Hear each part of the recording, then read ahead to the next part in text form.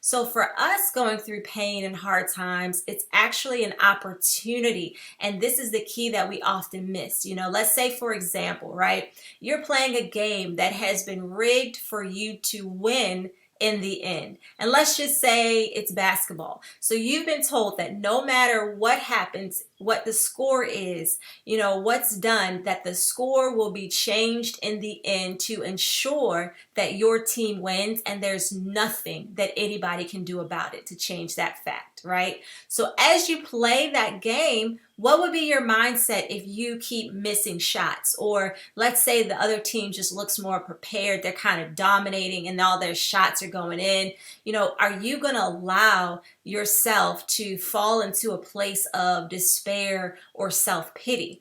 Would you get angry if you sprained your ankle and you have to still play, or you have to sit on the bench? What if the lights suddenly go out and the game is delayed for 20 minutes? Like, how would you spend your time on the bench? And this is an oversimplified example, but the answers to these questions should be applied to your actual life. Because how often are we losing sight of the truth that in the end you win? And instead, we allow ourselves to be weighed down by our present circumstances. What happens to you during your journey in this life, it's not all up to you, but how you go through this journey called life is your responsibility. Your mindset plays a big part in how you will arrive in the end. So if you complain, you focus on the negative, you repeat the same things expecting a different result, then you're going to be weary and arrive to the end burnt out.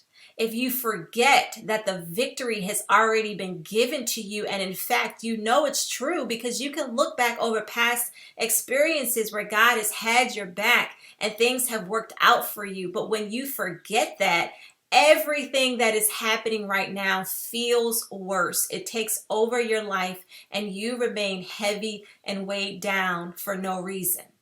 You can never forget the goodness of God in your life. In fact, if you can just be as intentional about remembering his faithfulness and his love for you as you remember everything else, then you will see incredible growth in your life. The reality is there are things that you are going through that you may not have caused. We live in a fallen world. Some things are generational. Some things you just didn't know, but God is pruning you through challenging times to remove that stuff that you may or may not see. A scripture that you may want to keep in the back of your mind is Psalms 119:71 that says, "It was good for me to be afflicted so that I might learn your decrees." When's the last time that you woke up and said, "It was good for me to be afflicted"? I hope you do, because having that mindset will shift how you go through difficult times.